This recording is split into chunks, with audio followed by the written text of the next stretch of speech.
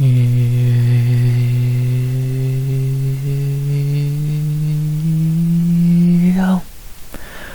yo, RX back with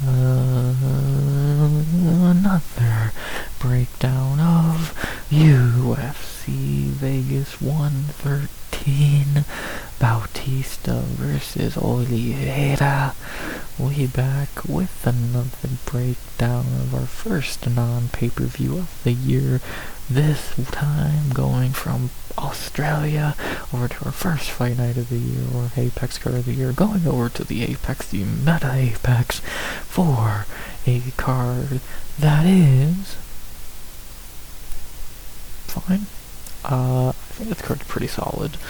I think it's much better than 325 was on paper and probably in execution. This is a solid fight night. Truly, like, if you know your shit, this is actually a really solid fight night. They got a really strong big three of fights. A lot of the undercard fights are solid between good prospects or good fighters in general, fun fighters. Of course, there is a few dud fights on it. It's still an Apex card, but overall, I think this card's pretty fucking strong. Again, much better than 325. And yeah, it's good to be away from the pay-per-views and all that, as much as they were good and all that, they weren't, they fucking sucked. Yeah, just get away from that stigma and all that, how they've been doing lately, and going over to an Apex card that has low expectations, but hopefully it's better. I won't be shocked at all if we're leaving this card and saying, oh yeah, it's the best card we've seen so far this year, because it probably will be. I think it's really strong, I think it's really good.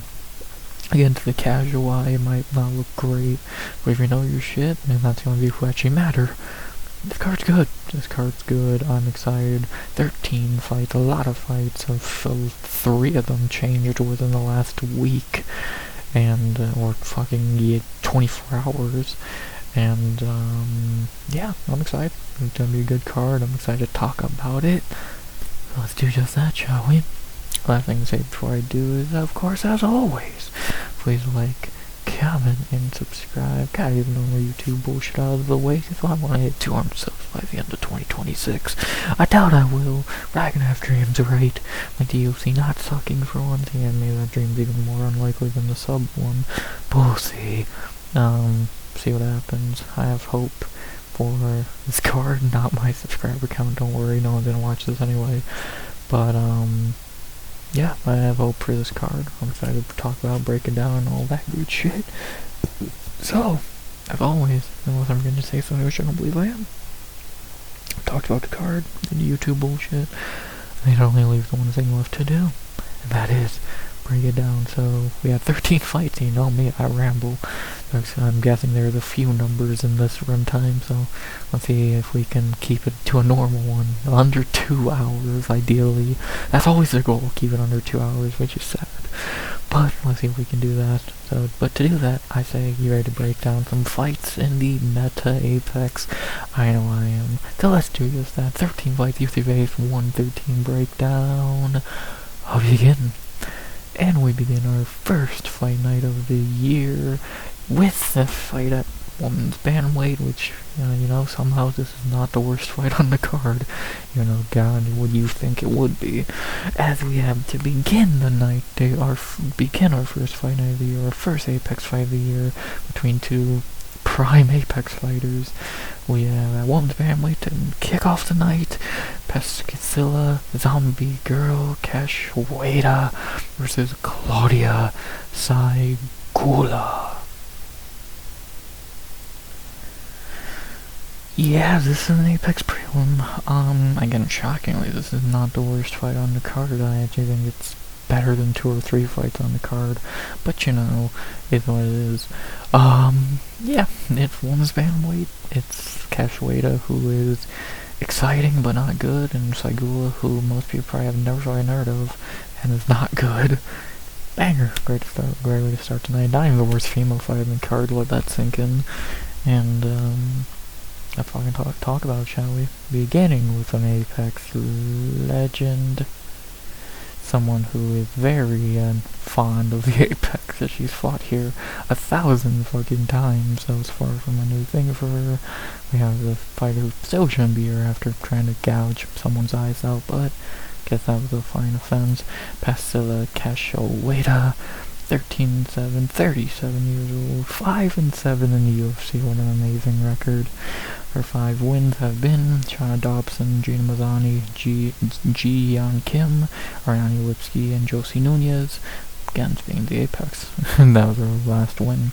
Her losses: Valentina, how was that ever sanctioned? Maya McCann, Alana Carolina, Jillian Robertson, the legendary fighters who tried to fucking blind her.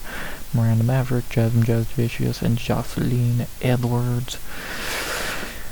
Yeah, I don't think I need a lie and tell you, oh, Cachoeira's not that bad. Yeah, no, she's fucking terrible. She's exciting. She's a very exciting fighter, unless she's fighting a grappler. But if she's fighting a striker who's gonna strike with her, yeah, she's gonna be fun.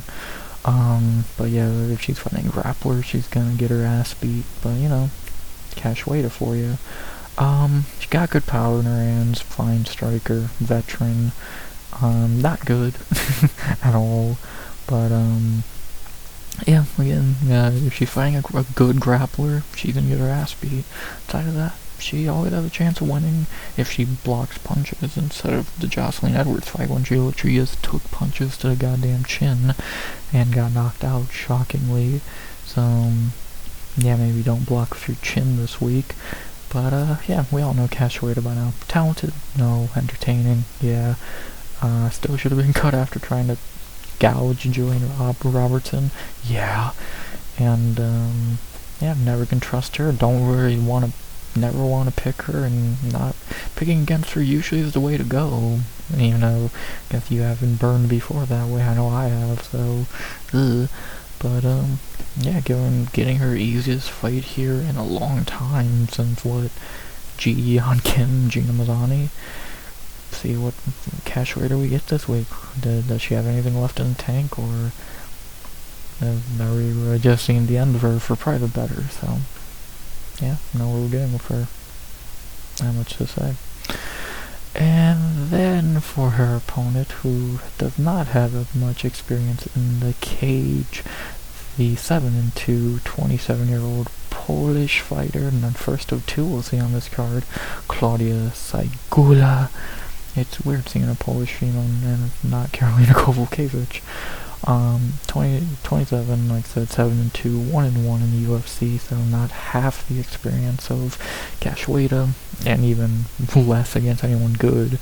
In her debut, she got destroyed by Melissa Mullins, which says a lot. And then her last fight, she did easily beat Irina Alkasheva, which says a lot about Alkasheva. And it's now 1-1. Yes, Saigula ain't good. We can just call a spade in that fucking regard. She's pretty terrible, to be honest. Melissa Mullins beat her pretty easily. And yeah, you did beat Irina Alkasheva, but I think very lowly of Irina Alkasheva, as much as she could be decent. She's not. And, yeah, obviously, again, she'd be here. I don't think Saigula's good at all. I think she's definitely on the lower end of women's bantamweight, which says a lot. Maybe she looks okay here against her toughest opponent to date. Probably. I don't know. Cachoeira and Mullins, you know, that debate with yourself. I don't care to have it. I think it's pretty obvious why Saigula's here. She's very decent looking. And they'll need a Polish female of Karolina retiring, hopefully, eventually. Outside of that, I see no fucking reason for her to still be here. Or not still, for Karolina to still be here with Claudia. I see no real reason for her to be here. She's not that good at all. Outside of just getting another body in the division. And what do you really get out of Saigula? She's not a prospect. So, unless I've not seen it, again, maybe she's getting better, but I don't think she's that good. Her defensive grappling was pretty ass against Mullins. Her offensive grappling was fine against Irina, but also Irina kind of sucks. Striking, I don't remember, if I'm being honest. This could be a good win for her, and this would be a really nice veteran name on the record, get to 2 fight winning streak. Maybe she will be something in this division. I can guarantee you she won't be. But at women's bantamweight, anything can happen.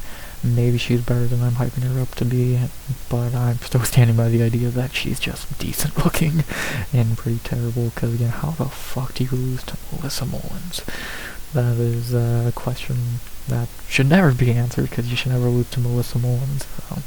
But you also should never lose to Cash Wada, so we'll see what happens. Not much to say.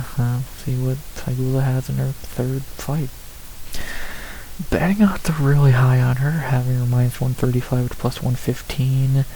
I don't agree with that at all. I don't know what world Saigula is the favorite here. The opening odds had her like minus 220, 250. Like, am I missing something? If you want to just make this a pick'em, sure, I have no fucking issue with that. I would probably lean Cash Wada as the favorite, but why the fuck is Saigula the favorite? Unless I missed something, she's not that. Does she have like a lot of submissions on her record? One submission. Okay, yeah, about what I thought. I don't know if she's 10 years younger. I'll give you that, but I still think Cash Wada is probably better. Same height. Saigula does have a 4-inch reach advantage, but is 77% picked. I don't like Cash Wada, but am I missing something here to why she's not the clear pick here? Or not, maybe not clear pick, but why she's not like the favorite here? She's more experienced, she's fought better fighters. Saigula got beat by Melissa Mullins. I see a world where Cash Wada puts a pace and pressure on Saigula that she's not ready for. She walks her down and fucking beats her pretty fucking soundly. Maybe I'm fucking high, but there's obviously the world where Saigula could win this fight. I'm not saying it's fucking impossible. Again, she could either become A, a really good grappler and just throw her to the ground, or B, Cash Wada sucks, so you could beat her. But am I missing them? Why, Saigula is the clear favorite to people? I hate to say it, but I'm going Cash Wada here. I don't really see why Saigula is the favorite here. I don't agree with it, and I really think they're wrong. I truly do. So, as much as I hate to say it, because I don't think I've ever picked her, or not in a long time, since I think the Jillian Robertson fight. Give me Cash Wada to get the win here by... Does she finish Saigula? Fuck. What have her wins been lately? She has 8 wins by knockout, 5 by decision. She hasn't won a decision since 2022. Has she ever got a round 3 finish? No, only in round... Oh no, she's only won in round 1 and in round 2, yeah. Ooh, what about Saigula? I know she had TKO'd in round 2 by Melissa, but her other loss was a submission in round 3, so she definitely fades late into fights. Yeah, picking Cash Wada by decision here would probably look kind of stupid. Give me Cash Wada by... Give me TKO in a second. Cash Wada's not a good cardio fighter either, but I think she has more heart than Saigula. Again, she's more experienced, she's been in deeper waters. I want to pick her by decision, and if she wins by decision, I'll be fucking furious, but I kind of even want to pick it. I almost feel dumb to pick decision, even though I get why a lot of people are. I think finish here. If Mullins can finish you, I think probably Cash Wada will. Give me Cash Wada by TKO in a second. I think she can break Saigula and get the win here. Maybe body shots or just swarming her, reversing her on the ground, whatever. Hoping she has better cardio and can stop takedowns. I hate to say it, give me Cash Wada by TKO in a second. I think she's a bit better fighter. I think she had more heart, better cardio, more experience. That's not even a thought, that's a fact. I just don't see it with Saigula. Give me Cash Wada by TKO in a second. She has good power. Don't think Saigula is going to be able to withstand it. Again, my biggest fear is if Saigula just takes her down with ease and keeps her there, but I'm gonna say that doesn't happen. Give me Cash Wada by TKO in a second. worried, because how could you be confident picking either of these two, let alone Cachoeira? But gotta pick one of them. I don't agree with the betting odds here at all. I think Cachoeira is the best underdog on the card. Give me Cachoeira by TKO in a second. Not really too much else to say there. Even a can like her should be able to beat a Polish model. Give me Cachoeira by TKO in a second. Burns my soul would be picking her. Kind of been a running theme this year. Torres, Patty, now Cachoeira. Let's see what burns me again. Give me Cachoeira by TKO in a second. Not thrilled about the pick, but see what happens. Fingers crossed. Don't screw me over. Give me Cachoeira. TKO in a second over Polish model to prove the betting odds wrong. Speaking of Polish fighters, we got our second one of the night already, and our last one of the night, and our second fight of the night. This one at bantamweight as well, just men's bantamweight, a little bit better than this fight. It's actually pretty solid, one of the better prelims on the card. As we head to men's bantamweight for a very solid fight this low on the card. Another time where I think the betting odds here are pretty accurate, but what I'm actually shocked by. As we have in our second fight of the night, our second Polish fighter of the night as well. This one may be even worse than Segula. We have in our first male fight of the night, staying at bantamweight though, Muin Tajik Gafarov versus Jacob Masa Wiklats? I don't fucking remember. Wiklats is how it's spelled. Pretty decent fight here. Muin, 2 fight winning streak. Jacob coming off that debut win against Patchy.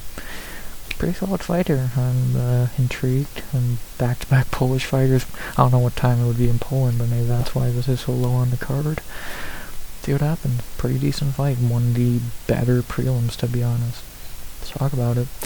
Beginning with the Tajik fighter on a 2-fight winning streak, but we've not seen in over a year since, I believe, Islam Moicano. We have Muin Gafarov, 20-6, 29 years old, 2-2 in the UFC. Started off his UFC career losing 2 straight to John Castaneda and Said Nurmagomedov. Fine losses, can't get upset about that. Also lost to Chad and Hellinger in Contender Series, which that's a little more questionable how you lost that, but he'll give you a pass because you've bounced back since. And speaking of bouncing back, he's bounced back since the Said fight with 2 wins in a row, beating Kung Ho Kang and Rinya Nakamura. One of those a lot more impressive than the other. Obviously that being the Rinya Nakamura one, taking his O last year. I said Rinya was my locks of night for that card, and we saw how quick that burned up in fucking smoke. He schooled on him and beat him easily and got the win, but sadly he hasn't been able to benefit off of that momentum in a year. So it's good to see him finally back now, getting another fight, which I would guess is still a step up, and could really lead to a nice 3-fight winning streak for him. William ain't bad. Again, he has some weird losses on his record. Is he better or worse than Muhammad Naimov, the other Tajikistan fighter around the same weight?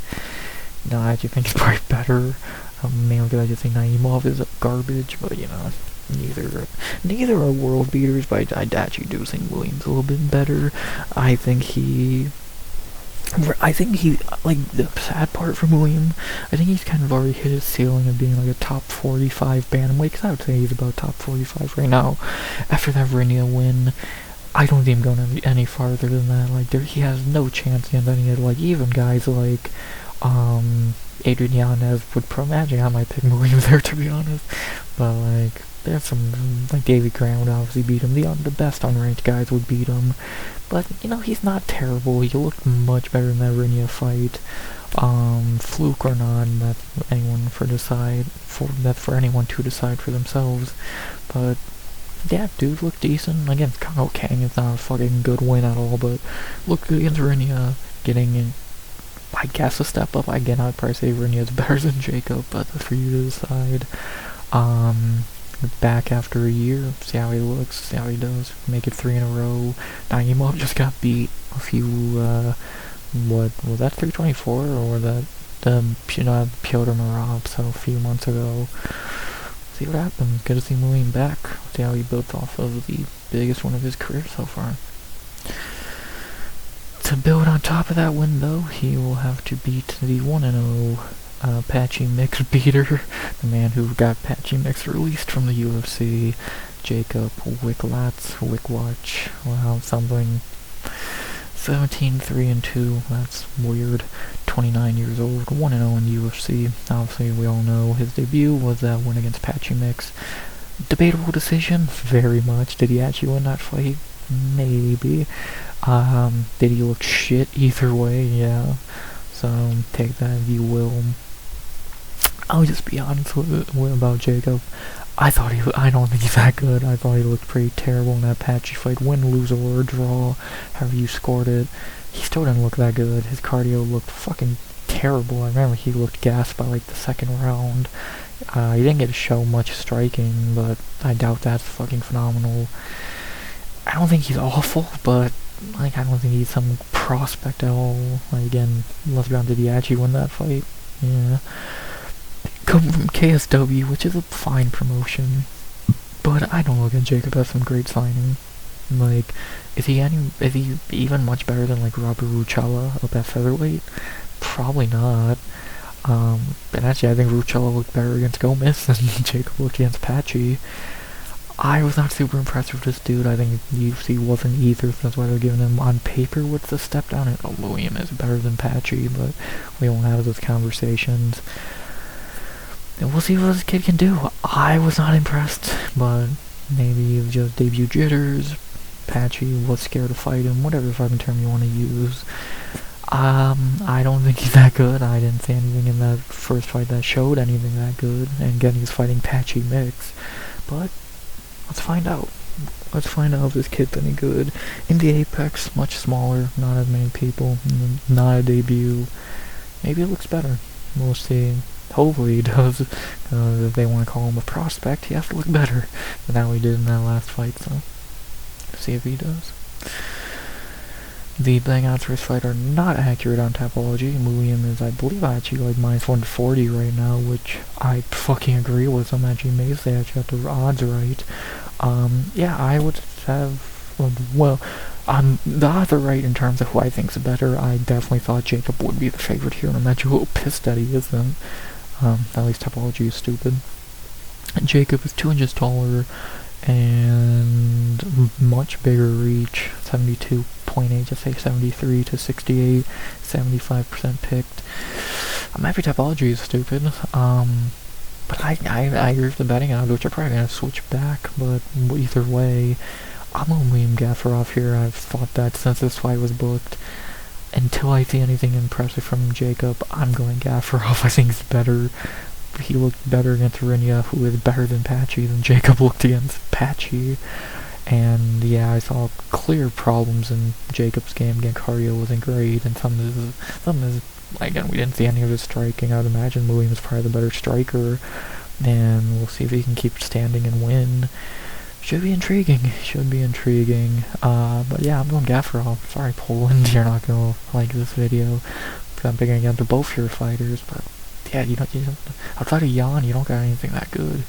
Carolina's a legend. Hopefully she goes out on a win. But yeah, for Jacob, I'm just not sold. If he goes out here and looks good, the main fight that pops in my head is William and Saeed. If Jacob does to William what Saeed did and just guillotines him quickly, fine, I'll give him his flowers. Great performance, he's decent. But I just don't see it. I think William's better on the feet. I think William's going to keep it on the feet or survive early and let Jacob gas. And I think he's going to win, so give me William Gaffarov by decision. Finish is unlikely. How many times he dropped Rainier and couldn't finish him. So give me William by decision here. I just think he's better. I think he's a better fighter.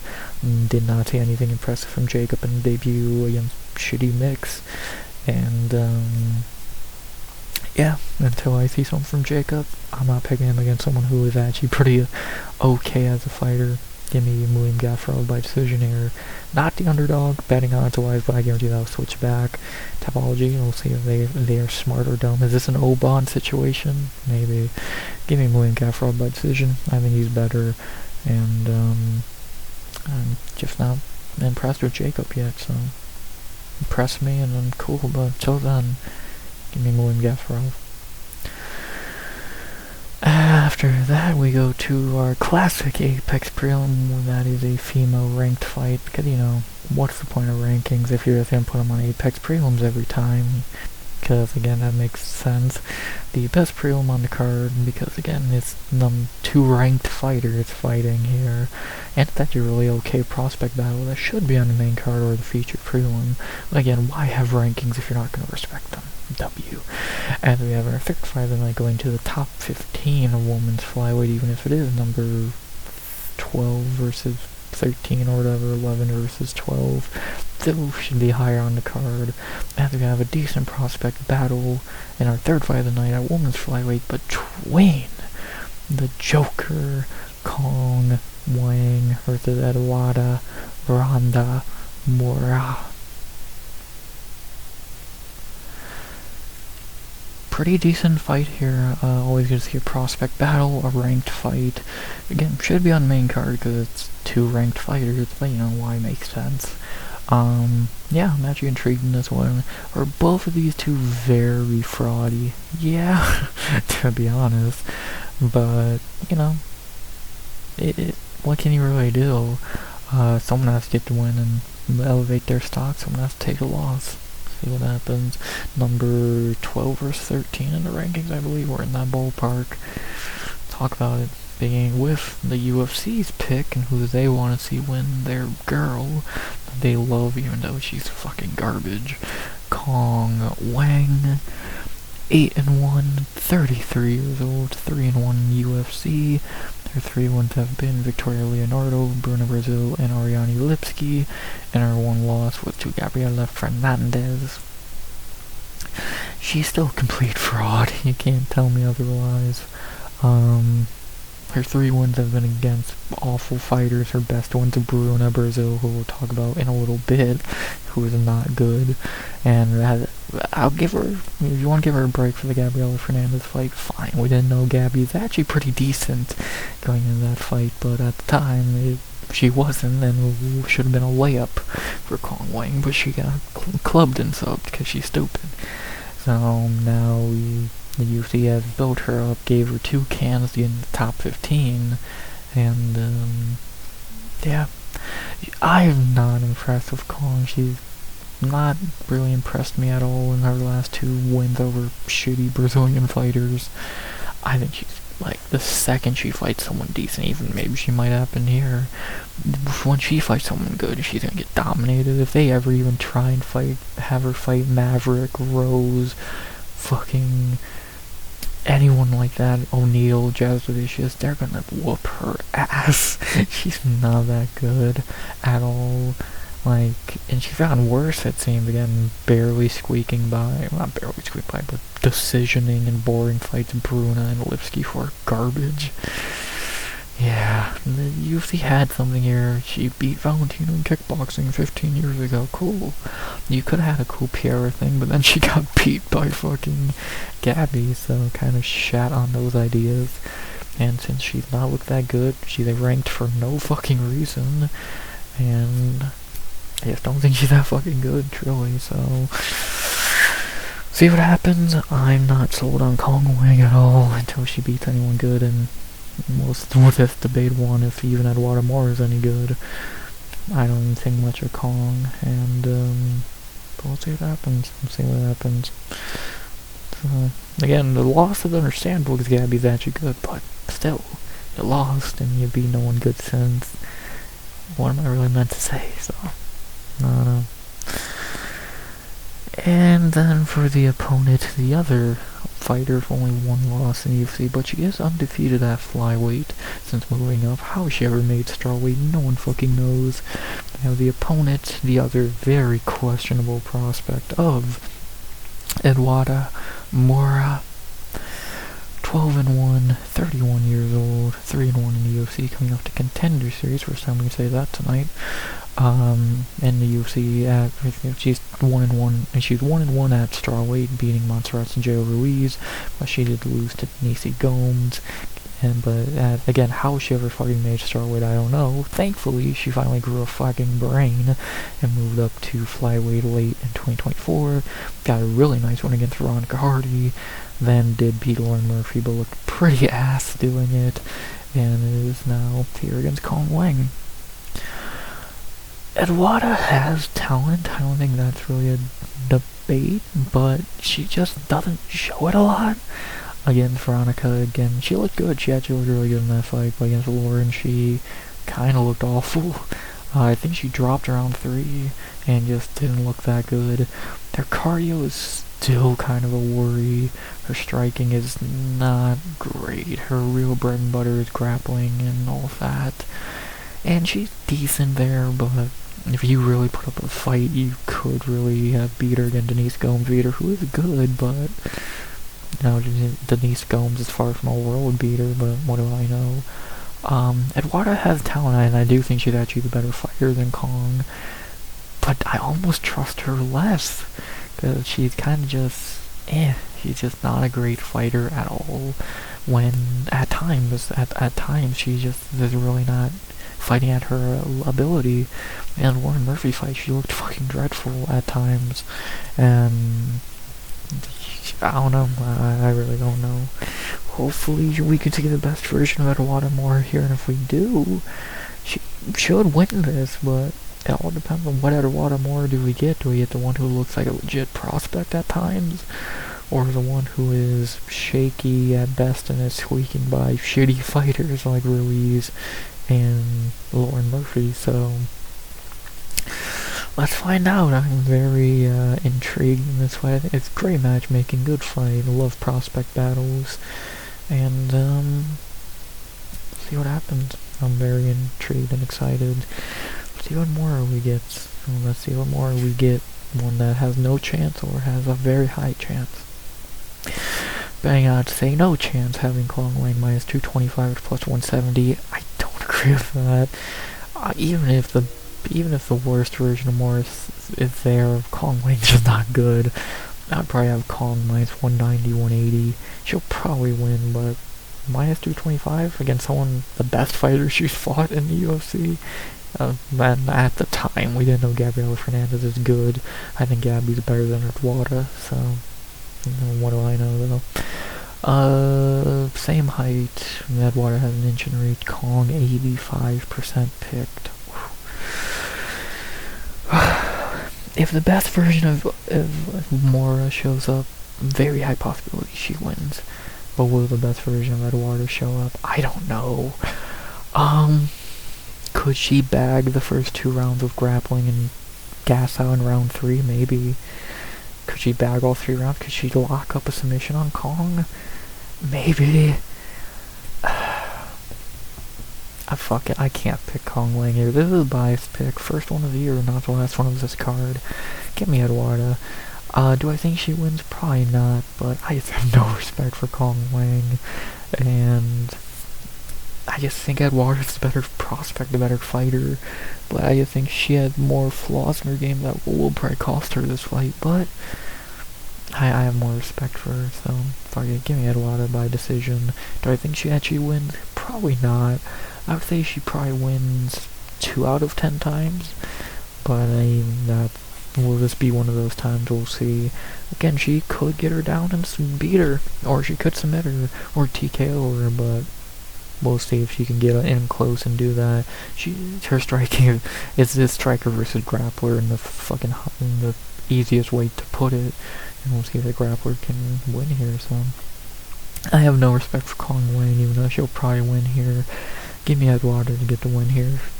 Take down, grapple, and win. More than likely it's going to be Kong. The leg kick, run away, and win. But we'll see. Come on, Eduardo. Beat this fucking clown. Pun intended. Give me Eduardo more by decision. Completely biased. I don't mind going biased on the Apex card, and yeah, I dislike Kong Wang more than I dislike fucking Taurus Finney and Fatty Pimpler. Well, the second one ain't true, but, you know, it's the Taurus Finney at least. I'll go biased here. Give me Eduardo to get the win here. And, yeah, we'll see how my first biased pick of the year goes. Probably terribly. Kimmy Atwater by decision, maybe a submission, but more than likely she's going to lose a decision, so oh well. After that, we get to the fight that changed earlier today, or yesterday from when this is releasing. Was originally meant to have Said Nurmagomedov in it. Now it does not. I know you're amazed that Nurmagomedov pulled out of a fight. Hold your fucking shock. As we have that one, our fourth fight of the night? Fourth fight of the night at bantamweight, going back to bantamweight for, again, a fight changed on very short notice, and for the much easier to predict at least. Yeah, but our fourth fight of the night, our shortest notice change of the night, which I just saw a lot of 2 other fights changing within the last week.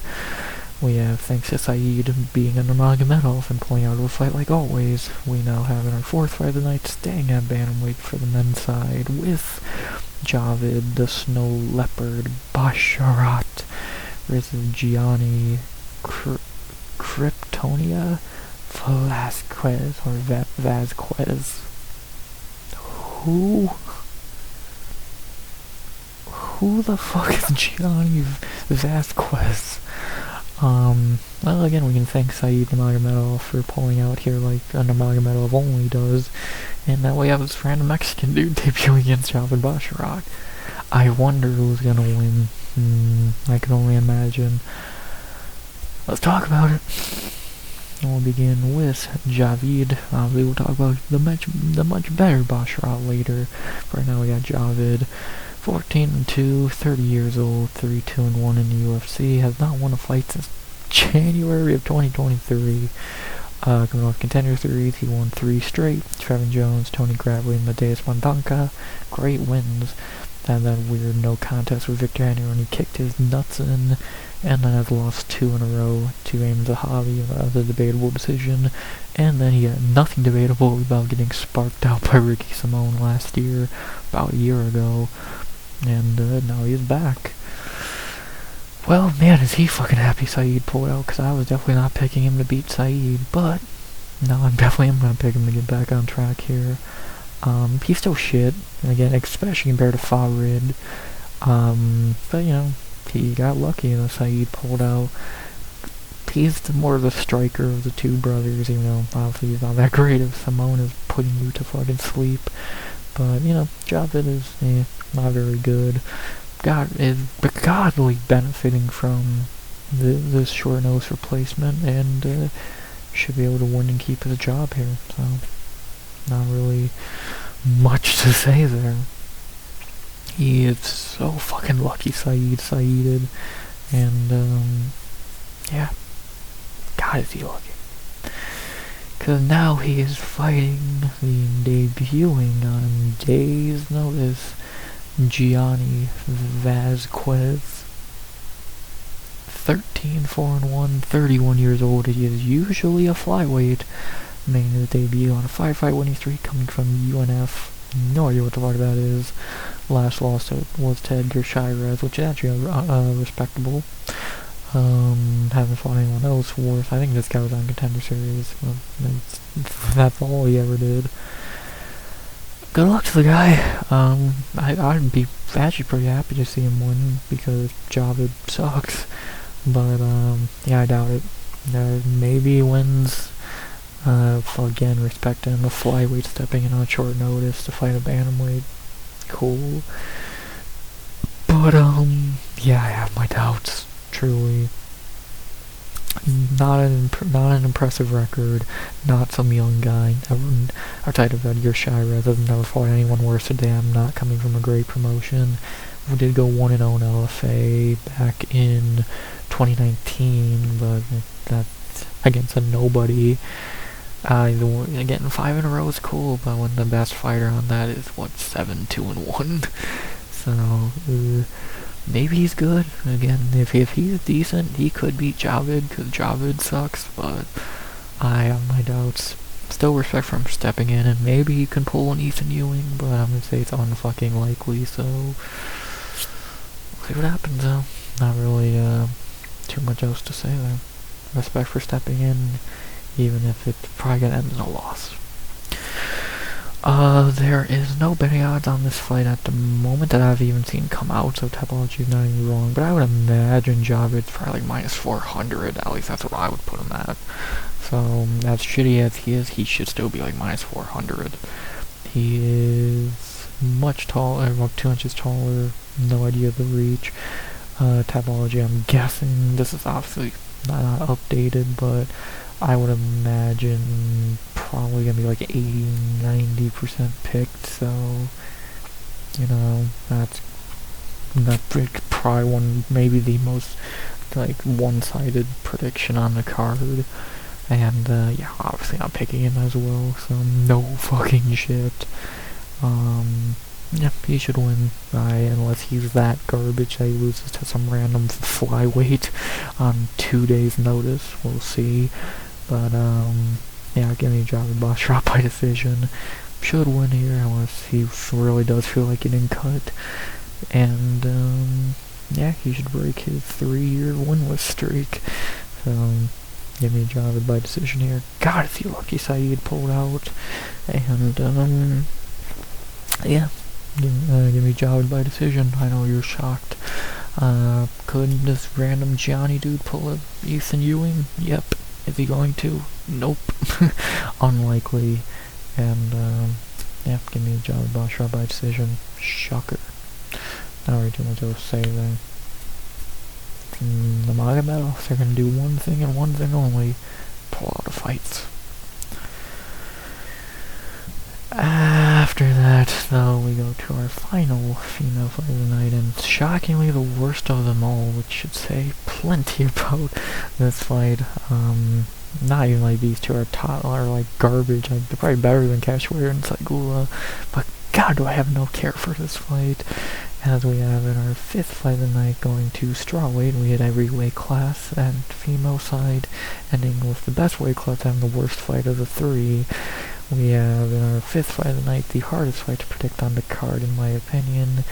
Bruna is a special one. Brazil, great nickname, versus Kathleen Esquintadinha. I fucked that up. Sosa. So, who are you picking by decision here? It's pretty much the question of the day. I don't trust either. I don't think either are good, and I don't really want to pick either, but, you know. Oh boy, let's do it. A decision bound to happen. Get out of the way. The worst of the 3 female fights. Brazilian battle. We'll start with a fighter who has Brazil in their last name. The fighting nerd, and maybe the worst member, probably Bruna, Brazil. 11-5-1, 32 years old, 3-3 in the UFC, a very win-lose fighter, coming out to Contender Series where she had a badass head kick that I thought she was going to be a cool prospect and all that, and then she immediately shit the bed by getting crushed by Denise Gomes. I guess that was before we knew Denise Gomes was really good. And then she smashed Shauna Bannon, lost to Luke Boumet, beat Molly McCann, says a lot there. Lost to Kong Wang, good job. And then on road to UFC, a fight probably no one actually caught. She dominated Shi Ming for a win, and is 3-3 now. Again, very win-lose. Maybe she'll actually streak together of winning or losing, you never know. Yeah, she's not good. She's truly not good. Is she the worst in a weight class? No. Is she the best in a weight class? Fuck no. She's very below average. Nothing special at all. Again, aside of being with the fighting nerds, what's the best thing you can say about her? She's subpar at her best. She's a subpar striker. Grappling has gotten better at times. The last 2 wins has been her main weapon. Cardio's, yeah, she's just not that great at all. Whoever we saw in Contender Series is more than gone now, and, yeah, she's just not great at all. Very below average to fine on her best days, and, yeah, again, probably the weakest member of the fighting nerds. What more can you really say? just not that very good. So not the worst or best, just kind of a fighter in the division who is at her best meh. But she's a fighting nerd. Luckily, she didn't unlock the same powers as the other. And actually, no, she's not the worst fighting nerd because Karine Silva's there, who is much worse. So, there you go, Bruno, you got that at least. But for the opponent who might actually be worse, we have, but at least Kellen's had a moment in the UFC. You know, the opponent who might actually be worse somehow. Ketlin Souza, 15-6, 30 years old, 2-3 in the UFC. In her debut, Speak of the Devil, against Karine Silva, she lost, took some time off because she got her knee exploded, came back, won 2 in a row against Marnik Man and Yasmin Haragi. Yasmin was the highlight of her career in the Sphere, underdog, da-da-da. Awesome moment. Thought she was going to be a prospect after that. Nope. Angela Hill beat her, Pierre Rodriguez beat her. One of those probably shouldn't have been a decision, a split. And, or either of them probably shouldn't have been. And now she's coming into this fight, 2 fights to get on the doorstep of getting cut. Good job. Yeah, Kellen's not great, to be honest. What can I really say? She had the one cool moment against Yasmin Haragi, even though that kind of shows more how awful Yasmin is than anything else. Couldn't finish Marnik Man. Lost to Angie and Pierre are really fine losses. She did okay in those fights. What am I really meant to say? It's Ketlin Souza. She's not great. She's not that tall. Probably would benefit from the atomweight division. But, you know, that's not a thing. So, she has to fight at strawweight. She's not that good. Again, cool moment against Yasmin. I lost to every fighter she's fought with a little bit of talent. And Karine Silva. And, what else is there to really say? Do or die for her. Win or get cut. What else is there to really say? See if she can keep her job. The betting odds are inaccurate here as well. Ketlin Souza is actually the favorite, I believe. I think she's like minus 170 when I looked earlier, which is fucking insane, and I think these odds are a lot more accurate. You know, I'd probably have it pick them, if anything, because how do you really want to trust either of these two? So, you know, great. 5'6" versus 5'3", oof, 65.5 to 63, and then Bruno's actually the pick favorite here. Yeah, I'm going Bruna. I think she's a bit better, you know. If you want to make a case for Ketlin, I'll listen, but I probably won't agree. I think Bruno's probably the better fighter, for whatever the fuck that's worth. And, yeah, give me Bruna by decision, obviously. No, not a decision in this fight. Yeah, give me Bruna by decision here. Just again, I just think she's a little bit better of a fighter, and yeah, I think she'll beat Ketlin out the UFC here. So, give me Bruna by decision. Could she lose? Of course, and I don't trust either of these two to not shit the bed. I'll go Bruna here to get the win by decision in a fight that'll probably be a piss break. Not that good, and hardest one to pick on the card. So. See what happens, not much else to say, and, yeah, give me the fighting nerd by decision, and, Ketlin will probably be on the chopping block. So, at least that helps the chopping block. We need to start getting some people out to UFC's 2 cards in a year, I know it's been on it.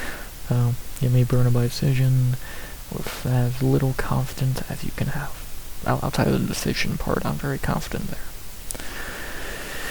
Next, we have in our co-main event of the prelims booked on Tuesday, I believe. Monday or Tuesday. I think Monday this was booked. The fight that started as something completely fucking different, now more moved into being this. What a banger, the worst fight on the card. That we have in our co-main event of the prelims at welterweight, booked on Monday. We have a complete joke fight that is disgusting if we're being honest. We have the worst fight on the card, Nikolaev Tennikov versus Nico's hybrid Price.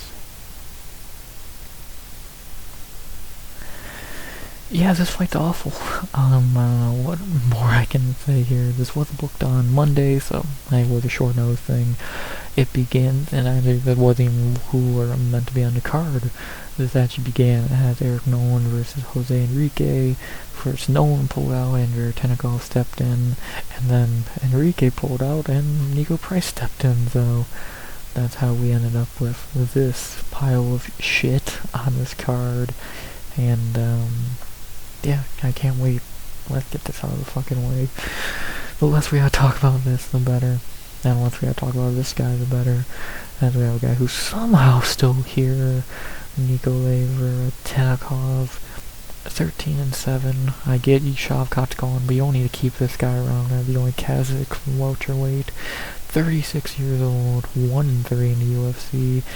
His one win was against Francisco Prado. His 3 losses, Danny Barlow, Austin Vanderford, and Punahele Soriano. God, have 2 of those losses aged badly. He was on Contender Series and fought Michael Morales, so that aged well, at least, I'll give you that. But, yeah, he's fucking awful. Calling him awful is the nicest thing I could say about Tennikov. He's active. I'll give him that. Should have been cut after the Vanderford fight where he threw a temper tantrum and pushed Vanderford, but we've talked about that 100 times. Somehow beat Prado, got embarrassed by Soriano, and is now fighting Nico, which is somehow the worst fighter he's fought in the UFC up to this point. Yeah, this dude's fucking awful. I don't know what there is to really say here. I can't even make a joke and understand why they still have him under contract. He's not good outside of being active. What the fuck is this guy here for? So, he's garbage. One of the worst fighters on the roster. And, what more can I really say? So, shitty fighter. Pretty simple. Yeah.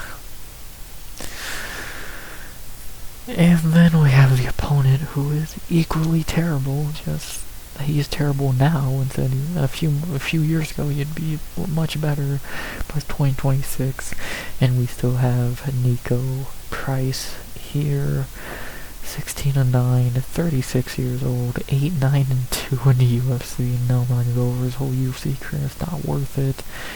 The goal is because his career breaks in 2 parts when he was a pretty mid fighter for a couple of years, and then ever since the James Vick win, he's won 2-5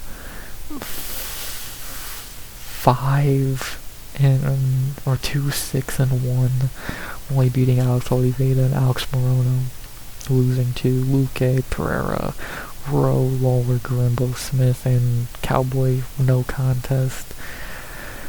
It's almost incredible that Nico Price might be the worst fighter of the 2 here. Been a complete joke for the last couple years against, somehow he beat Alex Morono, who we'll talk about in a second, to keep his fucking career. He's terrible, man. He is truly terrible. He's just avoided being cut a few times. Can he do it again? Maybe. Maybe. He's so washed, and he wasn't even that good to begin with, if we're being honest, but he was better at one point than he was. Again, if we're talking about Nico Price from 5 years ago, this ain't even a fucking debate to be had who wins this fight. But it's 2026, Nico Price sucks, and, yeah, what else is there to really say here?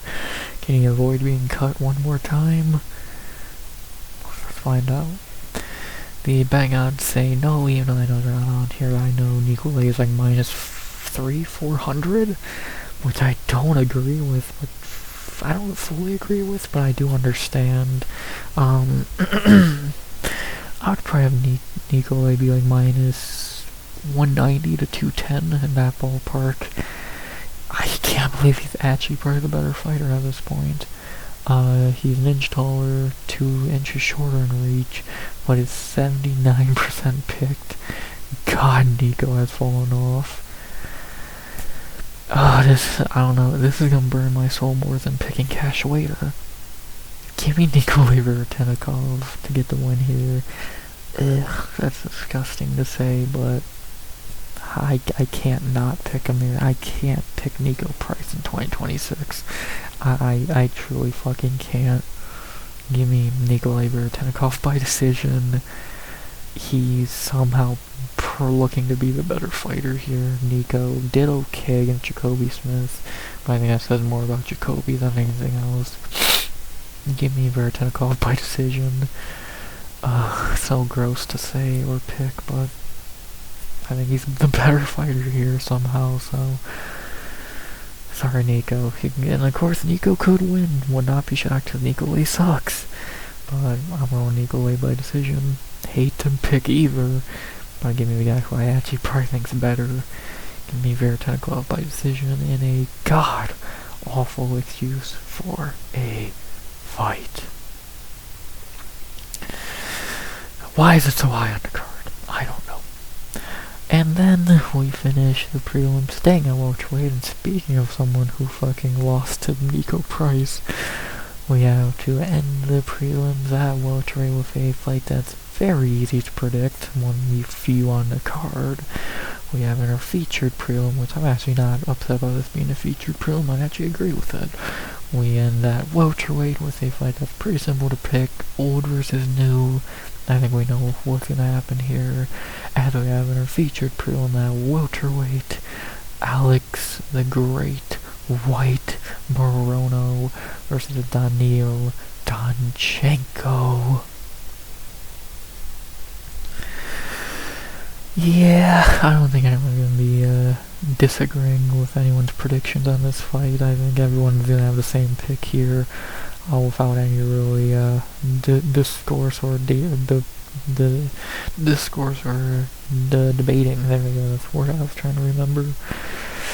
So I won't waste too much time, because not much time needs to be wasted, but we'll start talking about it. We'll be in the vet here. Again, the man who lost to Nico Price somehow in 2024, Alex Morono, 24-12, 35 years old, 13-9-1 in the UFC. Actually had a pretty good early UFC career, but has really fallen off the last few years. Was a pretty decent fighter for a hot minute, took a few losses, but only against usually solid competition. Got on a nice winning streak, and then the Ponzi fights, when everything really went wrong. Fought Ponzi, was winning that fight until he got knocked out late. Did beat Tim Means, but then Joaquin Buckley beat him. Did beat Court McGee, but haven't won a fight since, losing to Nico, D-Rod, and Liao. Two of those not great, the other okay. And now he's fighting Daniil. Sorry. Yeah, I think we all see what the UFC is doing here, kind of just feeding Morono to a young guy. Chin ain't what it was, just got smacked by Liao for 4 minutes. Yeah, he's at the end of his road. 35 years old, 3-fight skid, not losing to good fighters. Even guys losing to Ponzi is pretty fucking pathetic. He had better days in UFC, but his time is definitely up. 1 point, he was a borderline top 15 guy now. He's about to be out the UFC. Had better days. I'd be fucking amazed if he could turn back the clock one more time and get the win here. I doubt he does. And, yeah, more than likely this is probably his last walk into the UFC cage. So, had a nice little run, but obviously age has caught up to him big time, and he just isn't what he was anymore, so not really much else to say. For the young opponent, the young shark trying to take out an old guard, the tough winner, Daniil Danchenko, 12-2, 24 years old, 1-0, well, not really. This is his real UFC debut, kind of. Went 2-0 on the Ultimate Fighter, looked really good. And then his last fight to win tough, he smashed Rodrigo Cezinando to get the win and the contract. Daniil's decent, man. He actually is pretty decent. He is probably the best tough winner since Brian Battle, which actually says a lot. Solid fighter, but very, very much a Yuri Prochazka ripoff, which, you know, there's worse fighters to try and rip off. young, 24 years old, entertaining, fun, good striker. Yeah, this guy could actually be something. How far can he go? We'll see. He's still very young. Giving him Alex Morono in the debut is a very big name to give him right off rip. See how he does. Very decent prospect fighter. Young, again, 24 years old. I didn't even think he was that young, but he is. And, yeah. We know what they're doing here. Feeding a new guy, a tough guy, a decent named veteran. Yeah, I think we know what they're doing here. Not very much else to say. Don't shit the bed. And it should go exactly as we all know it should. Pretty simple. The betting odds for this fight have Daniil Danchenko minus 590 to plus 400. I believe he's the biggest favorite on the card, I would imagine. I don't agree fully. He's not my lock of the night. I would probably have Daniil minus 360. Probably minus 360 would probably be ideal. But either way, he should win easily. 11 years younger, same height, shorter, smaller in reach, 96% picked. Yeah, he should win this fight easily. I'm going Daniil by knockout in the first without really much thought behind it. Morono got older, can't take a punch anymore, got slower. Liao just whooped him. I think Daniil's better than Liao. Not really much else to say. Give me Daniil by knockout in the first. Should win pretty soundly. We know what the UFC's doing here, feeding an old guy to a new guy. Seen it 1,000 times, don't see it 1,000 more times. Oldest story in the book. Give me Daniil by knockout in the first. Morono's last dance. Could he pull out a veteran performance? I fucking doubt it. It'd be insane if he could, but I doubt it. And yeah, give me Daniil by knockout in the first. Not really too much else to say there. Not the lock of the night, even though he definitely is in consideration for it, but I'm not gonna go that far. And yeah, give me Daniil by knockout in the first.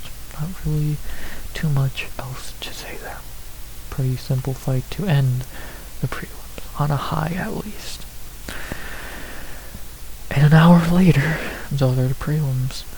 They're okay. The first three fights are alright. Actually, most of the fights are alright. These two are kind of shitty, and that's about it. Everything else is pretty solid. Even the Javed fights, like, yeah, okay. These are good. This is good. And then this is, pretty garbage. And then, fine. Pretty fine, and I'm looking forward to it. Again, order should be better, and all that, but wishful thinking, just to get some decent fights is more than fine with me. And, yeah, see what happens. Looking to be a pretty decent set of prelims. Hopefully it is, and it should be a fun way to lead into the main card. Speaking of that, we're already an hour in. 6 fights left to talk about for the main card. Let's not waste any more time. Let's get into them. Beginning with the final fight that has changed on this card in the last week or so. Both guys were already booked though, so it's not like a weird thing. Both were already booked and ready, just had different opponents who pulled out, and now they are fighting each other to open the main card, even though they should be on the main card. It is what it is. As we have in our main card opener for the first fight night of the year, at light heavyweight, we have a fight that is pretty simple to predict. So that's good at least to be in the main card. We have at light heavyweight to open UFC Vegas 113, Dustin the Hanyak Jacoby versus Julius Juicebox Walker. Yeah, I think we all know how this fight's going, but we'll still talk about it for a second, I guess. Even though, again, it's pretty self-explanatory. What else can really be said here? Yeah, first, shouldn't be on the main card over the Mora Wang fight, but whatever. Let's talk about it. Being UFC veteran of the two. Oh, and actually, how did we get to this fight? Dustin Jacoby was meant to fight Jimmy Crute last week, and Julius Walker was meant to fight around Salty Boliev on this card. Those two guys pulled out, threw them together, and now we have our main card opener, so now let's talk about it. And don't worry, no more fights have changed. Everything else is how it was booked, thankfully. Actually, that's a lie. God damn it, another fight changed. Let's just talk about this one. Beginning with the veteran, Dustin Jacoby. 21-9-1, 37 years old, 9-6-1. In the UFC. Yeah, he's had an interesting UFC career since coming back. Did he come? Yeah, he had one run where he went 0-2, went through Contender Series to get back. Since he has won a good amount of fights, his most notable wins have been Darren Stewart, Michael Jacek, Dawon John, Kenny Ndechukwu, Vitor Petrino, and Bruno Lopez. He has lost to Khalil Roundtree in the robbery as Matt Mirzakhanov, Alonzo Menifield, and Dominic Reyes. Yeah, Jacoby is decent. He's had some bad losses lately. The Reyes loss hasn't aged amazingly. He was the one to break Reyes' losing streak. Menifield is never a good loss, but he has bounced back for 2 wins in a row against Petrino and Lopez, 2 complete frauds. The dude's decent. When he's at his best, he can crack. He has good power, good veteran, smart fighter, 37 years old. Really only loses to the best guys. Really, and the UFC has never lost to anyone bad unless you go back to these guys back in the day. Then even if you look at his outside of UFC losses, Branch, King Mo, so he's lost to some decent guys. He fought Alex Pereira in kickboxing. He's fine. He's decent. Always been like a top. If he's not in the top 15, he's like the 17th, 16th best light heavyweight. And yeah, getting a much easier fight here than Jimmy Crute, which I was not looking forward to trying to predict that fight. I'm much happier to predict this one, which is super easy.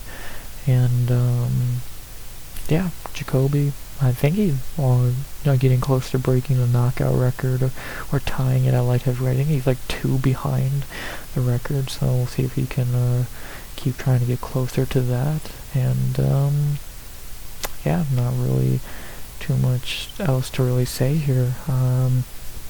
Decent veteran, not much else to add, so pretty basic.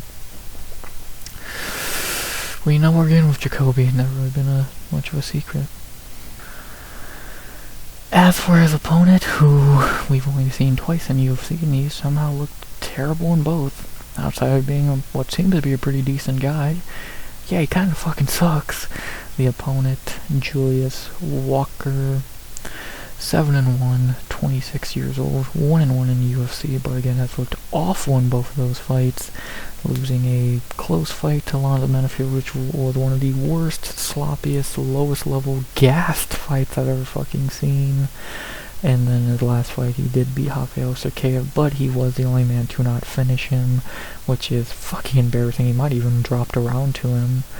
Yeah, he's fucking terrible. I don't know another way to really describe it.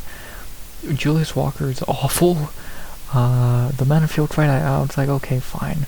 Yeah, I gave you Cerqueira, you're the only man to not finish him, and you probably, if I remember, did lose a round to him. So, and got cracked by him a few times, so this dude's just not good. I don't know what more I can really say. Again, he seems like a nice guy, but if I'm gonna be honest and say you're a shitty fighter, because he is.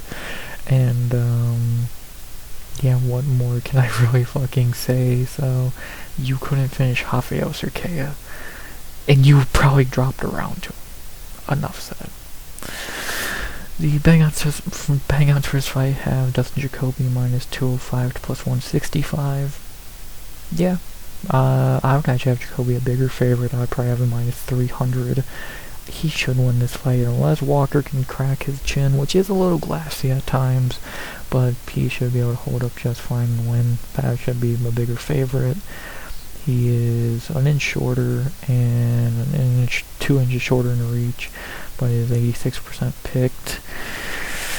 Yeah, he should win this fight. I was gonna pick him by decision at first, but the more I think about it, it's a lot like the Cash Wader pick, where it'd be probably kind of stupid, because when was the last time he even won a decision? Like Khalil, and that's because Khalil is not fucking human. Um, yeah, Khalil and Olashaychuk were his last decisions, knocking out everyone else. Has 14 knockouts. Again, if a guy who struggled against Rafael Cerqueira and Alonzo Menafield, I know Jacoby lost to him too, but still, yeah, I'm going Jacoby to finish Walker in round. I go knockout round 1 or 2. How many round 2 knockouts does he have? He only has 1 in round 2. When was that? He had 1 in round 3 as well. What was his round 2 knockout in the UFC?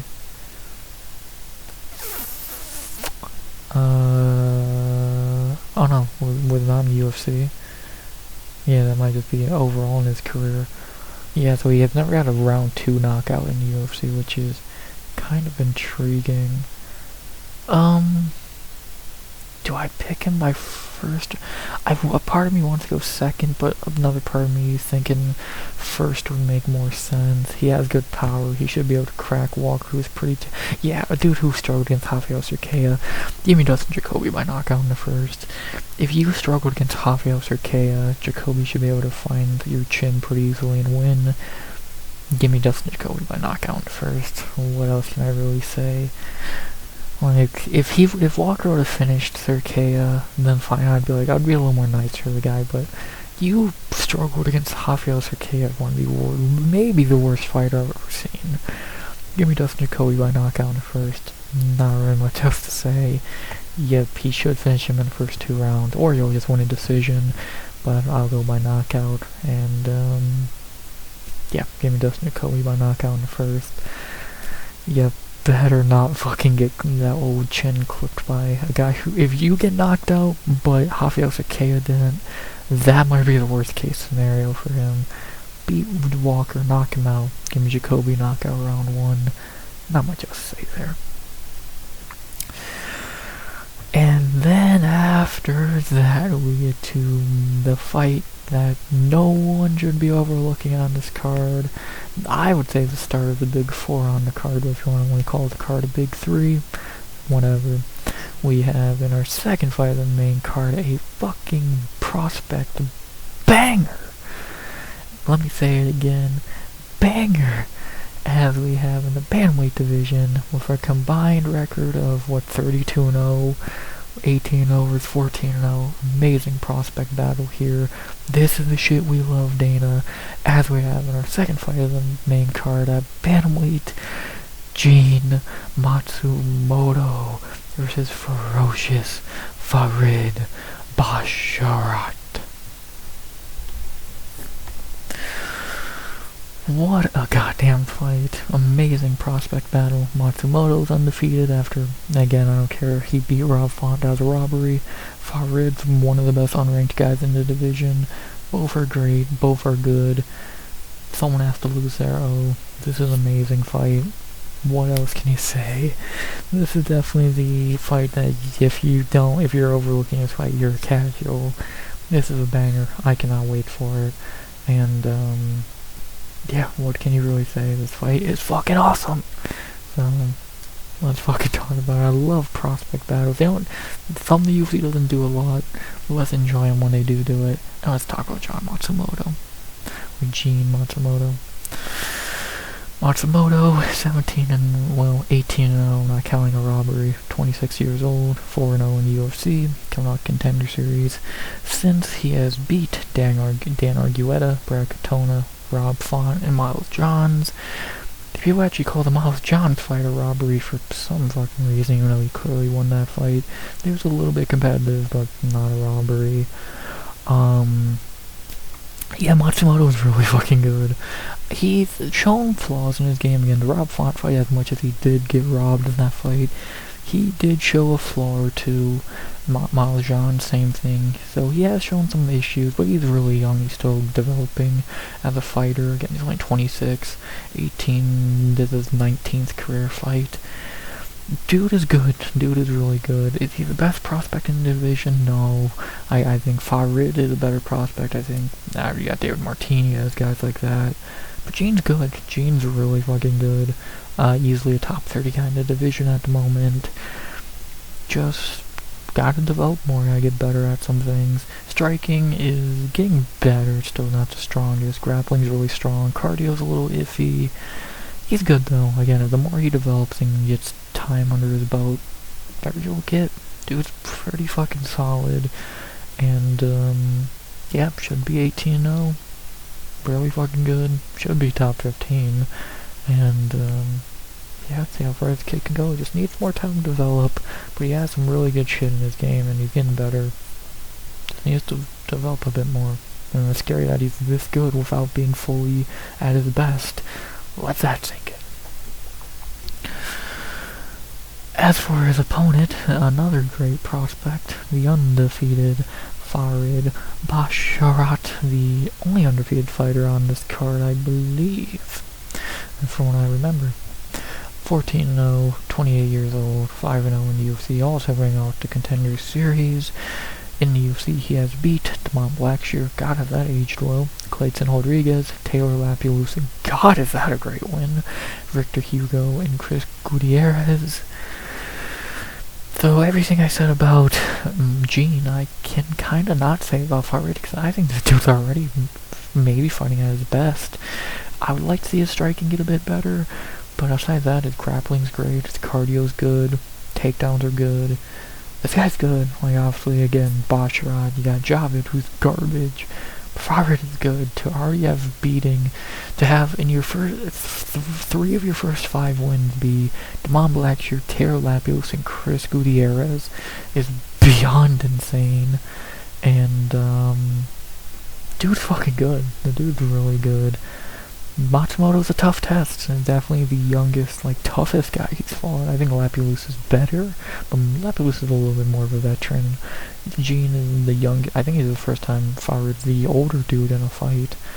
We'll see how he looks here, fighting a fellow veteran, a fellow grappler. But neither are really strikers. I would probably say Farid is the better striker, so which is rare to say. I think he has better cardio. Grappling, I don't know. We're gonna see who wins the scrambles between these two if they grapple. Maybe we've seen it before. Grapplers usually have a striking match, so we'll see how that turns out. And yeah, I'm excited. This is an amazing fight. 2 great prospects. What else can I say? Farid is great. Gene's great. Both are very good. Gene is a little less developed than Farid, but both are solid. And let's see what happens. I cannot wait for this fight.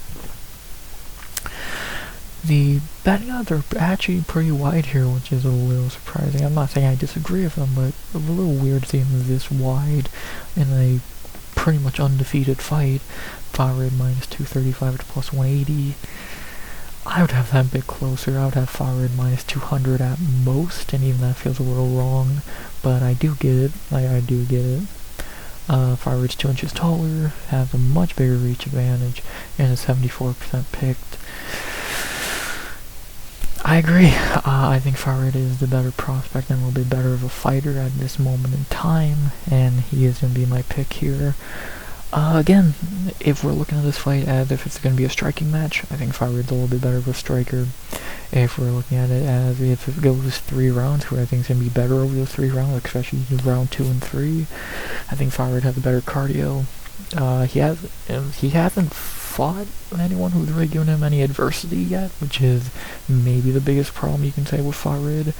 But outside of that, dude's fucking good. Gene's good. Don't overlook Gene. I could see Gene winning this fight, but I just think Farid's a little bit better. So give me Farid Basharat by decision. Should be a banger. Either it's going to be a weird striking match or a very good grappling match. I'm excited, but I do think Farid's a little bit better of a fighter. So give me Farid Basharat by decision here to follow in his brother's footsteps of getting a win on this card. And, yeah, not very much else to say there. I could see Gene winning this fight, don't count him out, but I think Farid is the better fighter as of right now, so give me Farid Basharat by decision. Amazing prospect battle, cannot wait for this fight. Someone's O has to really go. Let's see which one it is. I'm going Firebird to get the win. 15-0, and still undefeated. Great fight. More fights like that, please. Even though it does usually end in a prospect falling off, price you pay. And then we go to the complete opposite side of the spectrum of a cool prospect battle to a fight that is a complete tomato can getting crushed by a guy who has been in UFC forever. As we have in our third fight of the main card, another fight that could be in Lock of the Night territory. It's still not my Lock of the Night. I considered it was either going to be this or what my Lock of the Night actually is. As we have in our third fight of the main card, a fight that's super simple. There ain't no time needs to be wasted here. As we go to middleweight for a veteran battle. Shocked hasn't happened between Michael Huzar Oleszejczuk versus Power Bar Marc-Andre Barriault. Yeah, do we really need to waste much time here saying Barriault's gonna get knocked the fuck out, like always? Yeah, what did there to say? Oleszejczuk has looked great since going to the Fighting Nerds. Yes, against bad fighters, but still, Mearshar and Dumas looked good. Got better, simple. For Barriault, he's the same can he's always been. I don't care that he gave Char Bullet a tough fight. Char Bullet sucks. And then fucking the Bruno Silva fight, you're beat one of the worst fighters in the division. Sweet. Yeah, Oleszejczuk should win this easily. He's better. And shorter, same reach. 95% picked, only minus 290. I would have him borderline minus 500. I'd have him like minus 495. He should win this fight. Give me my goal to check my knockout in the first. What do you really need to say here? Again, it was almost my lock tonight, but when I really compared this to my actual lock, it's like, I've seen Oleszejczuk shit the bed in the past, so maybe he does here. I'm gonna say he doesn't and he gets the win, but can you ever really trust Michelle Oleszejczuk? I think no, so should win this easily. Should be a bigger favorite. Give me Oleszejczuk by knockout in the first. Polish power. I don't have much else to say. Yeah, Marc-Andre Barriault's fucking garbage. Just how shitty is Char Bullet? Ole knockout in the first. Don't become a boring wrestler like your brother. That's about that. And funny enough, speaking of boring wrestlers, what a perfect segue into our next fight. The beginning of the big three on the card. Beginning at heavyweight with a interesting fight in the top 15. The last fight to actually have a change in it over the last few weeks. And we have our featured bout, the beginning of the big three on the card. And again, boring wrestler. What a perfect way to describe our next fighter. As we have in our beginning of the big three, our featured bout at heavyweight, the shittiest division possible. Jailton Maladinho Almeida versus Rizvan Kuniev. Yeah, I won't waste much time here. Obviously, you probably know by now, this was originally Ryan Spann versus Kuniev, and then for some reason, Jailton stepped in. Probably got paid a fucking bag to do so. Yeah, do I really need to say much? We know we're getting with Jailton. Boring as fuck. Watching paint dry is more entertaining. Simple. For Kuniev, probably got robbed against Curtis Blades in his debut.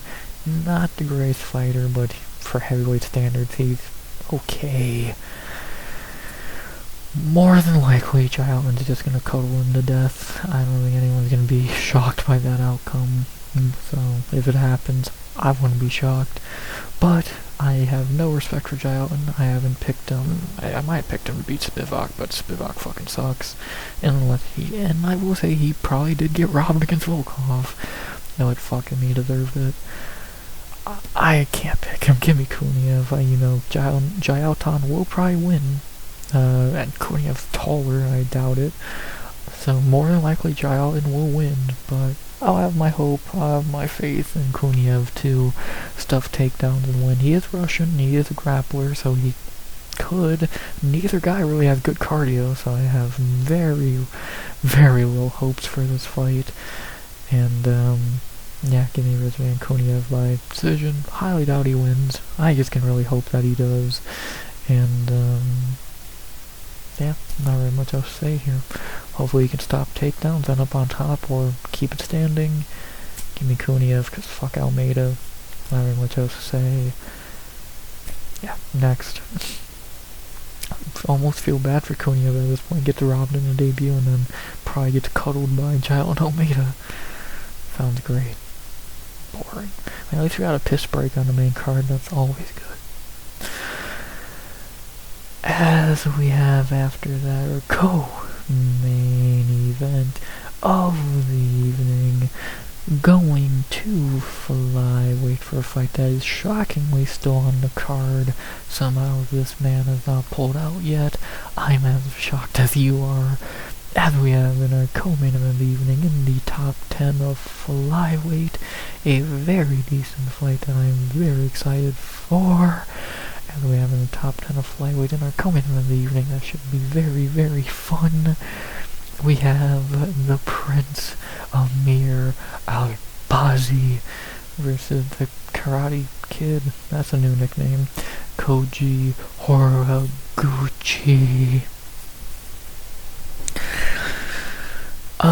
Yeah, I'm actually fucking amazed Amir Al-Bazi has made it this far into the week without pulling out.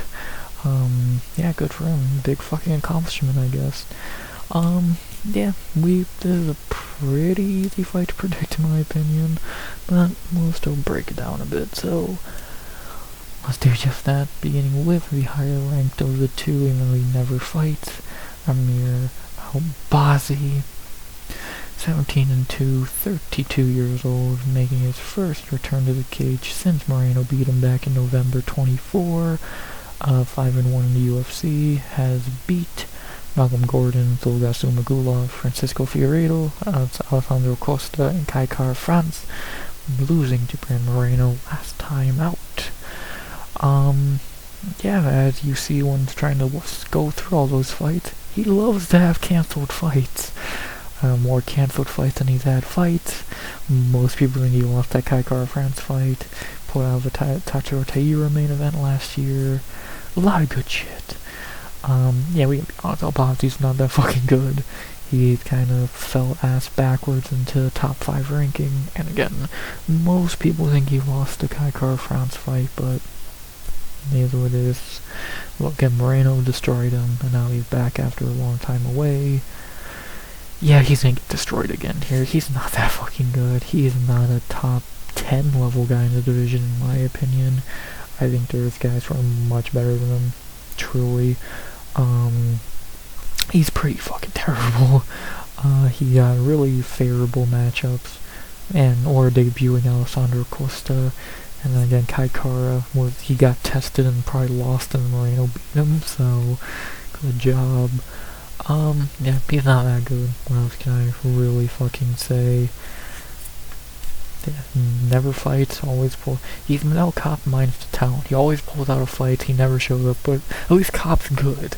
Al-Bazi fucking sucks, and, yeah, if he actually makes it to this fight, it's probably gonna go as good as the Moreno fight for him, so, oh boy. Because he is fighting the very good and, let's be honest, one of the best guys in the division, and might be a champion, before we fucking know it. The OG back for his second fight in his return, Koji Horiguchi, 35-5, 35 years old. The Gooch, 8-1 in the UFC, 1-0 since coming back. A few months ago, he beat the shit out of Tadeu Ulanbekov to get his feet back into the UFC. As an underdog, he looked fucking phenomenal, and now he's fighting Amir. Koji's fucking great. He's so tiny, but he's so fast and powerful. Fucking 5'5", tiny as shit, powerful as shit, talented as fuck. He's so good. He's one of the best in the division. I think he's better than Royval. I think he might beat Moreno at this point. I think he'd beat Manel. I think they fought. The only guys I think would really beat Koji maybe are Tatsuro and Van, and both are very debatable. I think he's one of the best in the division and will fight for the belt probably within the next year or so. Very fucking good. They would love to do Tatsuro Taira and Koji as a title fight, so maybe we'll get that sooner than later. And, yeah, dude's great, well-rounded, good grappler, good striking, good power, quick, good cardio, good dude. What can you really say? The dude's great, and, so good to have him back, right back where he belonged in the UFC as a top flyweight. What can you really say about the Gooch? He's fucking back and he's better than ever. The Bang's first fight have Gooch minus 340 to plus 265. I would have him a much bigger favorite than that, to be honest. I would have him minus 550, to be honest. I'll just say Koji Horiguchi's my lock of the night. I don't see how Amir would win this fight. They're the same height. Amir 3 inches in reach. Horiguchi 93% picked. I don't see how Albazi wins this fight. I think Tagira is better than Albazi, and we saw how easily Koji beat him. B, Koji's better on the feet. C, he's good on the ground. D, he has better cardio. Albazi's not that good. This almost feels like a step backwards from Tagira, who was fucking towering over Horiguchi, so what does that tell you? Yeah, I think Horiguchi wins this fight easily. He's just better in every facet. If he finished Albazi, I wouldn't be shocked at all.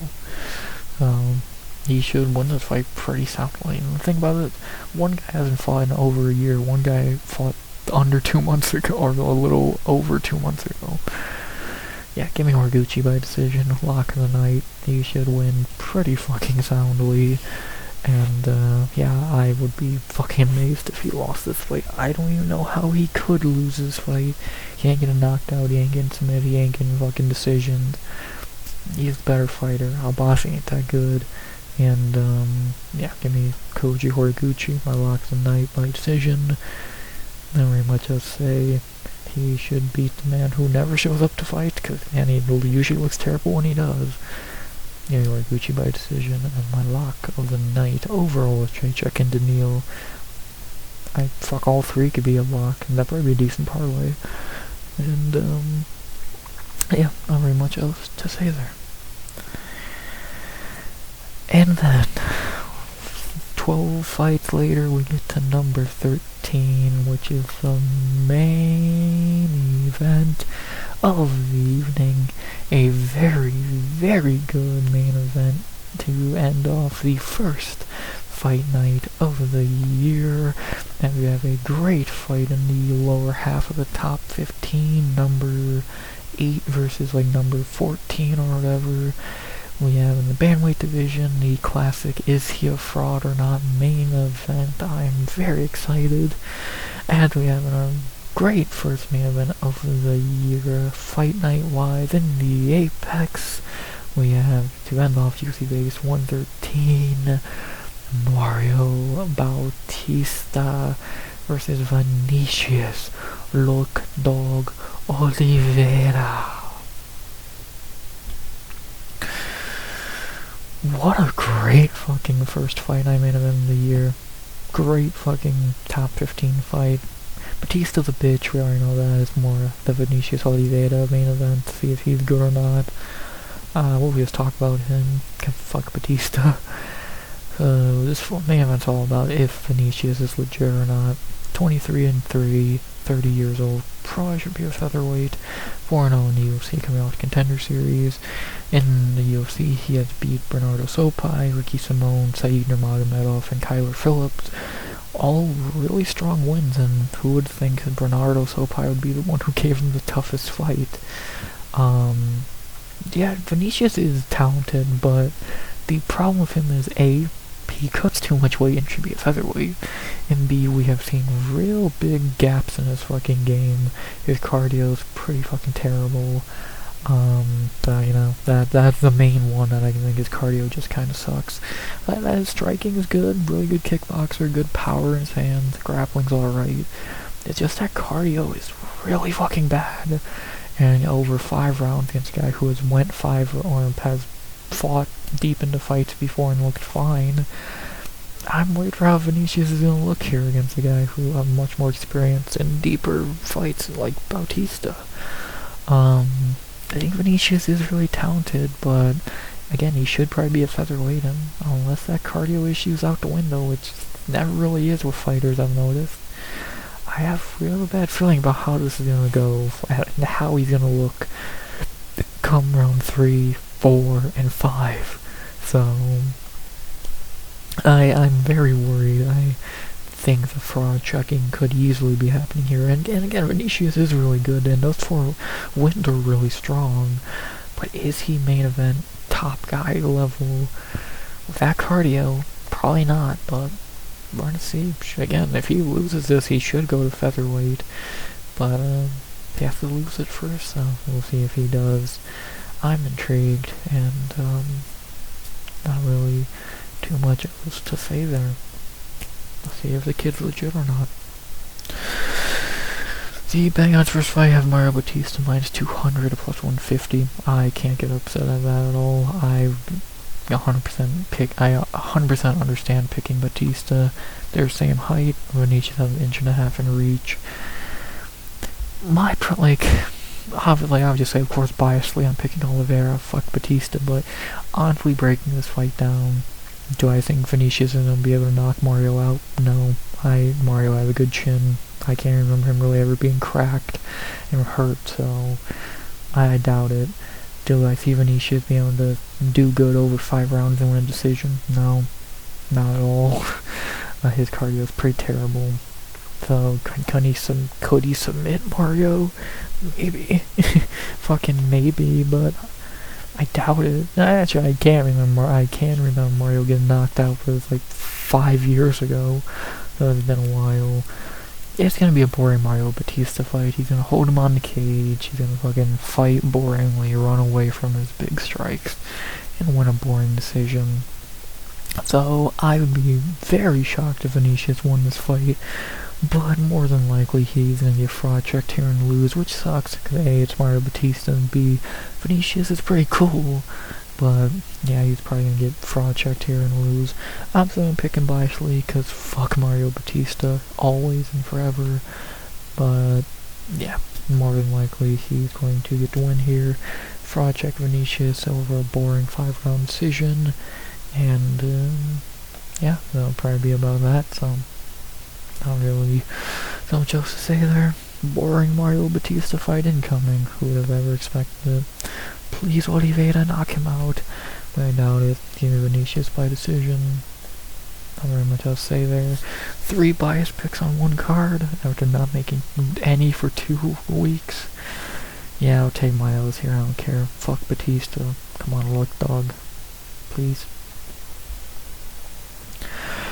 And with that being said, finally, boom, that was the card to go my picks one more time. Pasilla Cachoeira by TKO in the second, William Gafarov by decision, Eduardo Mora completely biased by decision, Javid Basharat by decision, Bruno Brazil by decision, Nikolay Tenikov by decision, Neil Donchenko by knockout in first, Dustin Jacoby by knockout in first, Farid Basharat by decision, Michael Chaychek by knockout in first, Ruther Van Kuniev biased by decision, Koji Horiguchi, my lock of the night, by decision, and Vinicius Oliveira, biased as fuck, by decision. Bang. I guess the main 2 things are a lot of decisions. You know, how many finishes? 4 finishes, I believe I predicted. I don't know how many other fights could be finishes. Maybe Horiguchi. Maybe, nah, probably not. The only other one I'd really consider is Horiguchi Albazi. Outside of that, the rest will probably be decisions. So, oh boy. And then the other elephant, 3 biased picks. Eduarda, I actually could see winning. I think she has the best chance of the 3. Kuniev probably gonna lose, and Vinicius has the least chance of the 3, so you know, oh boy. But I'll take my L's here. Like, I still should have picked Gaethje biasedly, but I thought it was too good to be true. And towards Finney, I actually thought I was gonna win, and I didn't pay him that fucking much to pick Jacob Malkoun, so I'll take my L there as well. So, just week by week thing. I don't like Kong Wang. I can't hate John Almeida, and I hate Mario Batista, so I'll give them biased picks and see what happens. If they were fighting cans, if Mario was fighting goddamn Chris Moutinho, yeah, I'd pick Mario. Almeida was fighting goddamn Marcin Tybura, yeah, I'd pick Almeida. So that was my logic with Torres Finney and Patty. I just didn't think he would lose yet, but I got unlucky. Let's see if my bias picks works this week. It's happened before. Vinicius Oliveira and Frazio last year. So it's worked before. Koji against Tagir. So see if it works again. But yeah, there you go. Not really too much else to say there. 13 fights. Most of them decent, a few shitty. Solid Apex card, really solid big 3 to end it. Better than 325. And I'm excited, so see what happens. See what the Apex has for us this week, this year. Apparently it's been updated again. It's the Meta Apex now. Ooh.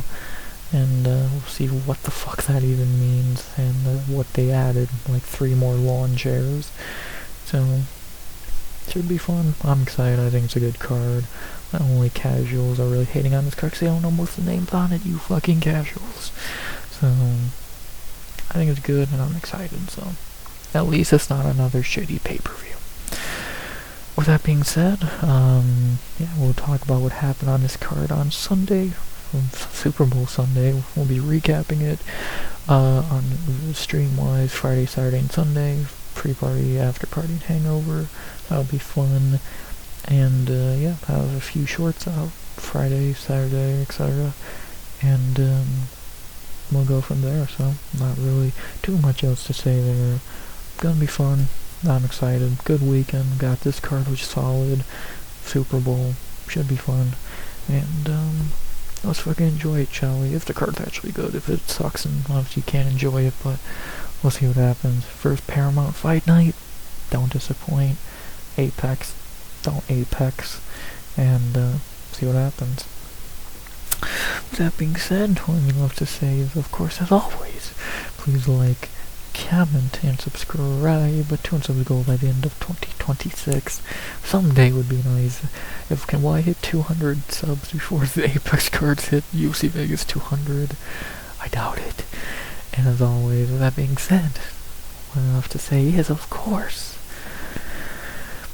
RX out. Good vibes only.